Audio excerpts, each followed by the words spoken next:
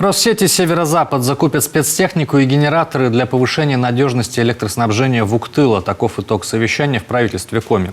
С 1 по 8 января в электросетях филиала произошло 10 инцидентов, в 2 раза больше, чем за аналогичный период прошлого года.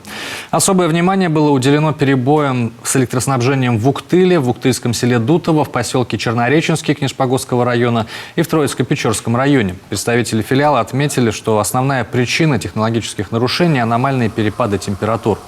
В середине ноября регион накрыла изморозь. В декабре пришла оттепель, а с начала января температура воздуха опустилась до минус 49 градусов. Из-за этого на проводах линии электропередачи образовались 20-сантиметровые шубы из снега и льда. Нагрузка выросла в 10 раз. В свою очередь зампред правительства и министр финансов Коми Владимир Казаков подчеркнул, цитата, «необходимо незамедлительно принимать исчерпывающие меры по обеспечению бесперебойного электроснабжения потребителей республики и обеспечить особый контроль за электроснабжением». Конец цитаты. Так, для увеличения надежности электроснабжения Вуктыльского района в январе этого года филиал пересмотрит инвестиционную программу.